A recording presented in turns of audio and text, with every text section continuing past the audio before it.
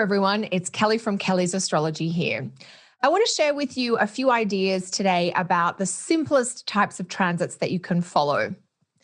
It is actually my belief that one of the best ways to learn about transits and timing in astrology, which will help you understand your own chart, is to follow the transits of the sun and the moon. Now, I know that you want to know when big life changes are coming. You want to know when a tough situation is going to get better, when your love life might improve, when your career is going to finally come together, when you're going to live in a place that you just love. These things are important. And some of our most important and impactful timing techniques, like transits of Saturn and Uranus and Neptune and Pluto, along with using secondary progressions, can help us time when some of those major life developments are likely. But along the way, in between, in the meantime, when we're not having a week or a year or a month, which is all about major developments, we're doing everyday stuff. We are managing work, dealing with bills and finances, trying to juggle exercise and fitness, managing family and relationship dynamics. And it's when we're trying to maximize or be as impactful as possible day to day and week to week, that's where the transits of the sun and moon come in.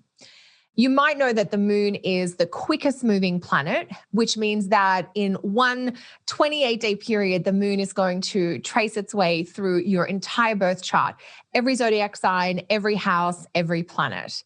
And using the moon can help you figure out your personal monthly rhythm. I'm guilty of the same mistake that many of my students and clients make, which is to hone in on what's Saturn doing and what's Uranus doing and what's Jupiter doing. But I had an experience a few years ago that really helped remind me of why paying attention to these simple, fast, day-to-day transits from the sun and moon is so important. What happened was I was heading off to my regular weekly yoga class at 10 in the morning, and I weirdly scheduled a work meeting at 9 just before the yoga class. Now, it's not normally something that I would do because I'm kind of in my yoga gear. It's not usually the impression that I want to make. Normally, I would have business meetings on a non-yoga day. But for scheduling reasons that were just kind of weird or synchronous, that time just before yoga class fit with the person, for me and for the person I was meeting with. And it was only after we'd set the meeting that I realized the moon was going to be in the sign of Sagittarius at that 9 a.m. time slot we were having our meeting. Now, Sagittarius is important for me in the context of career because I have my midheaven in this sign. And so what was this weird little synchronicity that was going on was that the moon was making its once a month meeting with the midheaven in my personal birth chart right at the time that I had scheduled this business meeting. So that meeting, the moon, I should say, it's only in a certain part of the chart for a very short period of time. And it just really struck me as this wonderful kind of cosmic coincidence that I was guided by, even though I hadn't intended to do that. And that reminder has served to help draw my conscious attention to those types of sun and moon transits with my regular daily, weekly, and monthly planning. So this was one of those experiences where I was like, win for astrology, because without even trying, I had ended up with this very supportive moon aspect, a gentle passing thing, but lovely to have nonetheless while I was going to be in this business meeting. So I have long followed the moon through the houses in my birth chart, but maybe not to this level of detail. For instance, I always like to pay attention to when the moon is in the 7th house in my chart and try and make some extra time for my husband and I just to hang out and connect. I often find that when the moon is in the 2nd house or the 8th house in my chart, that I'm doing money stuff or budget stuff, particularly when the moon is transiting through the 8th house. I'm often just paying bills, for instance. Maybe you've noticed the same. Let me know in the comments below. I know it seems simple, but it kind of makes me feel like I'm in the right place at the right time, or I'm really tuned in when the moon is reflecting, the topics in my birth chart. So this is just a really simple matter of tracking the moon through the signs and connecting that to the different houses and their associated topics in your personal birth chart. So that's a great tip. If you're not sure about the topics associated with the houses, I'm going to include a link below with that. So that's something that I think we could all do this more. I know we often think about the moon is in the sign of Taurus, we should be in nature or eat something sweet, or the moon is in the sign of Cancer, I want to stay at home with family. And those kinds of moon plus sign correlations are totally appropriate, but you can make it even more personal and individualized if you think about, like in my chart, Taurus is third house. So when the moon is in Taurus, I often want to check in with my siblings. I want to get on the phone and chat to my sisters or catch up with one of my brothers and see what they're doing. Because for me, that Taurus vibe is third house.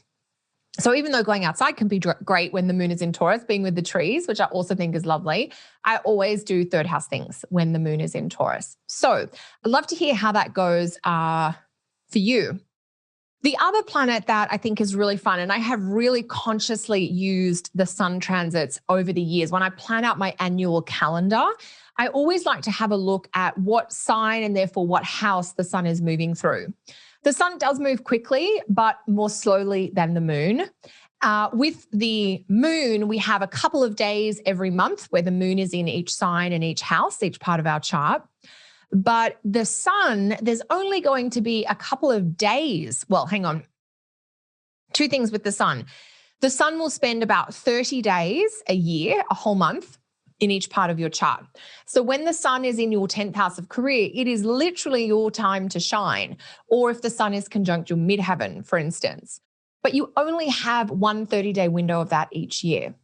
Now, if you think about the planets in your personal chart and the angles, so ascendant, midheaven, IC, and descendant, the sun transiting those points in your chart or those planets in your chart, it's only about a 1 to 2 day window each year that the sun is conjunct your midheaven or conjunct your Venus. And using those transits of the sun can really help you get to know that part of your chart. You can follow it in an observational way, like, oh, I noticed the sun is on my Venus today. What is it that I feel like doing? And that's kind of letting your Venus speak to you. Or if you have a good sense of it, you could be like, I know what I enjoy from a pleasure perspective, or I know where I'm at with relationships. And you could consciously schedule something to do with that, with your Venus in your chart when the sun is on that part of your chart. For instance, if you know that the sun is going to be on your midheaven on June 15, it would be a great day to schedule a high profile or a high priority professional thing, whether it's an interview, whether it's a marketing or a promotion thing, whether it is celebrating something, whether it's publishing something, whether it's sharing an achievement. We know that the midheaven is about fame, achievement, and success. And so doing something along those lines when the sun is on the midheaven each year is a great way to kind of really pull the radiance of the sun into these different parts of your life, either your career, maybe when the sun is on the IC or in the fourth house, you're doing something a little bit luxurious around your home, or you are doing a kind of high quality celebration with family in some capacity. So if you're sort of confused about different planets in your chart, maybe you don't quite get your Mercury or your Mars, or what does Uranus really do for you, pay attention each year to when the sun is on that planet and just see what kinds of things happen, what topics show up, how you feel. That's going to teach you a lot about your chart in ways that books and theories can't. So when we're working with the transits of the sun and the moon, we're starting to get into more of an experiential style of astrology where we're identifying potentially significant days or weeks of the year. And then we're paying attention. We're noticing what happens, how we feel, what comes up. And that's going to teach you about that part of your chart. So for me, December and January are often really busy work-wise, and I have long associated that with the sun being at the top of my chart. But come late January, when the sun goes into the 12th house in my personal chart, I know I definitely like to take some time off. In fact, even before I knew a lot about astrology, before I was working with astrology, I always used to take a few weeks off in early February. And I've come to realize that's like my annual 12th house retreat period each year. And so I'm even more explicit about doing that now. So you can use the sun and the moon as both timing tools, but also learning tools. It'll help teach you about your chart, and it will also help connect you with this concept of transits and timing. In this way, you can literally use the celestial lights, the sun and moon, to deepen your self-understanding and help you learn about some of the main themes and significations in your birth chart. So let me know if you've tried this technique before. Have you worked with the transits of the sun or moon? What have you noticed? What have you learned as a result? If you are desperate for even more detailed timing information, I hope you'll consider joining my upcoming course, How to Interpret Your Transits, which is about those more significant and life-changing transits of Saturn, Uranus, Neptune, and Pluto. We start with our live classes on June 7, and I'll pop the link to register for that course in the comment box below. All right, team, thanks again for joining me today. I will see you soon.